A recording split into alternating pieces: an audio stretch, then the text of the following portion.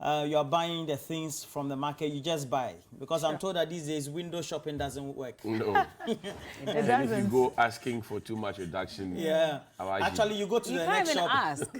Actually, you go to the next shop, you're better off staying with the first Yeah. shop. Yeah. And the good thing is that today, too, Pakwesi Asare will be hosting what we're calling the Political Dialogue Series. It's going to be from 10 a.m. And Pakwesi Asare has distinguished himself as one of the leading moderators and hosts with Media General, comes with great experience. And so we'll be hosting moderating what we call the Political Dialogue Series. It's going to have on the bill Kwesi Pratt. We know that he's a known and seasoned journalist, editor of the Inside newspaper, is also a great media manager or entrepreneur in the industry. Martin Pebu is a private legal practitioner. He's the one, started all that demonstration that all of us got hooked onto on Saturday. And then we're going to have a lot more people as well as experts. And it's going to take place right here. And it's on the theme, the role of Parliament in ensuring the continuity of the Fourth Republic. And trust Pakwesi Asare to do a good moderation today. And it's going to be from 10 a.m. Because, so this is how we're going to knock off at 9:30. And then Pakwesi Asare will take on from 10, as he has prepared adequately for the Political Dialogue Series. Super. And again, it's on the theme, the role of Parliament in ensuring the continuity of the Fourth Republic. I think that is important, that sometimes we also get to Parliament to understand what they do and also to put what they do into proper perspective. Majority of the citizenry believe that because of the things that some parliamentary candidates say during the campaign period, they then pitch themselves against the public because they make promises to them. Oh, when I come, your road will be fixed. When I come, your public toilet and all of that. But that's not the primary job of parliamentarians. I mean, those things can come through if they are lobbying, benefactors who will grace the constituency with their munificence. But beyond that, that's not their job. I agree. People don't turn their attention to the MCs and the DCs to go and ask them. And parliamentarians get voted out because the people think that they should have done A, B, C. They built an hospital here, a school here, paid school fees of people. But that's not his job. That's why we have the District Assembly Common Fund to answer some of these questions. That's why we have, other interventions like Agenda 111.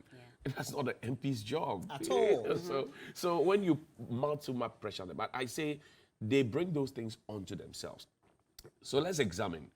Since we had the first parliament in Ghana up till now, and we have had some unnecessary military interventions, which disrupted our democracy, at the better part. And that, for me, if you look at the musical scene, for example, it disrupted the nightlife in Accra, which is why up until today, we're still struggling to have live bands playing efficiently and effectively.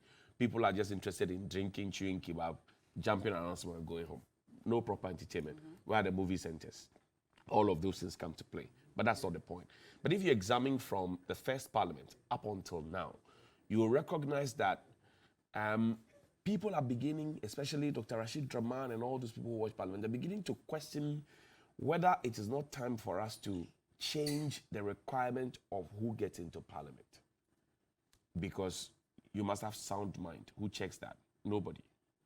You must be of a certain age. You should have lived in the constituency for 5 years continuously, of an aggregate of 5 years. Be a registered voter. Agbena. And that's it. That's it. But if you're going to look for the job of an assemblyman or a unit committee member, they ask you for your last educational qualification. But to be in parliament also, you're working in committees. So what expertise are you taking to parliament to be able to help the quality of work that is being done in parliament? And not to digress. That's why most parliamentarians, some of the parliamentarians, they get to parliament for the 4-year period. They are missing. Yeah. There are concerns about some who never even speak.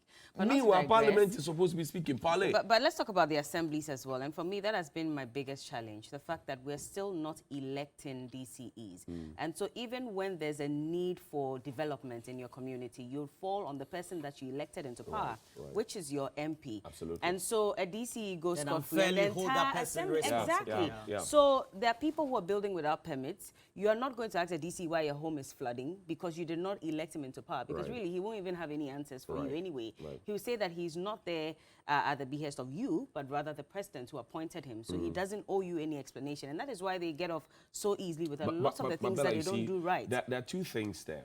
Number one, if you read Act 936, which is the act that we have given to ourselves as a country on local governance, it makes the parliamentarian an ex officio of the assembly. What it means is that he can attend meetings, but he cannot vote. Question, how many of our parliamentarians actually attend the assembly meetings? How many of them even agree? Well, that's on the other side, because you may have party A, DCE, and party B, MP. So they may have, some have very good relationships, some have forcing relationships. Don't, yeah. But I'm saying that you are given a chair at the assembly. How many of them take advantage of it to even lend a voice to the debates that is being had there, to say, these are the feedback I'm picking from the people, and I think we should include it here, even though he doesn't have a chance to be part of the voting process. That's number one. Number two, the president of the day promised us that by 2018, we will be voting for our own MMDCs. Didn't happen. He has not kept his promise. He has changed two ministers of local governance. The senior deputy minister, our senior deputy minister, Obiamo, is still at post. At least he has institutional memory. Haji Ali Mahama was the one who was supposed to ensure that Article 243(1), and the contradiction was that he said, we'll give you a chance to vote for your own MMDC so you can hold them accountable. It had nothing to do with Article 55(3), which is an entrenched clause which will require a referendum. Because 2431 is the president shall nominate. And then if you go further reference to Act 936, if they fail to get a certain, pass at the local level after 3 attempts, they are changed. We had to wait for 9 months to get these DCEs in. They went through vetting, they came to the Jubilee House, all of that. And that was in direct flout of Act 936. The president is a lawyer, he knows it. So when you make a promise to the people that in order for you to hold the people accountable, we must vote for them, and you say we should introduce politics into it because there's already politics at the local level, and the people disagree, you must come back to the drawing table. How about we amended 2431, got a chance to vote for them, run a pilot basis, and then subsequently say that, we have run a pilot basis on non-partisan lines. It didn't work. So now let's introduce partisanship into it. But we have not even tried. And the promise was up to 2018. When you make a promise, it's a failed promise. You keep the promise. A president thought that his presidency was on the line, and because the whole process itself was getting negative public opinion. But the reality is that whatever conversation we're having, it's all in that report, right? That 2010. The Reform Commission report, for which we had a white paper. We can decide to do away with that John Mahama-led white paper or the Atamils-led white paper, and then go back to that report. Everything that we need to talk about, whether amending entrenched clauses and then amending sections of the Constitution, and then the whole debate about the current structure we have in our parliament. Supposing we wake up one day and then we have a government in power that doesn't have the majority in parliament. And then the Constitution also says you have to elect a number of ministers from amongst them. What do we do? And it's a growing democracy. For example, there's even a vote of censure. That motion on and it's supposed to be administered in secret. That voting, if it takes place and the majority don't walk out, that is, if they're whipped into line not to walk out, or they're whipped into line to stay in there, and they have to vote in secret. That is a growth to our democracy. But we have to keep thinking about some of the things. Because if you look at the structure of the parliament we have post-2020, based on that outcome of that general election. Nobody envisaged that we're going to have a parliament. But Roland, I just have for his aid. But Roland, and the whole anyway? MPP majority are just running helter-skelter. Exactly. But Roland, you see, I assume that our democracy was growing when the ATMPs held that press conference, broke ranks with the presidency and the government, and made that declaration. That's a good growth. And then my heart was broken. When they met the president, they gave us the impression that they were standing by their point, only for them to come and tell us that they were waiting and agree with the president until December before Mr. Furiata goes. Well, I think I mean, what is I think the intent in itself was but now they've come out to say that they are all the intent in itself was let me die of before you getting bury him me. out Let me die before you bury me. of his office Bella anyway. is sitting at the table to negotiate with the IMF. If anything that the president says is anything to go by, what Mr. Ponkroma has been explaining, Bella will not be the one to implement what she's planning. If Roland takes over, Roland is not happy with what Bella has negotiated. What does Roland do? He is going to prepare a budget to read, and the budget is not prepared by one person.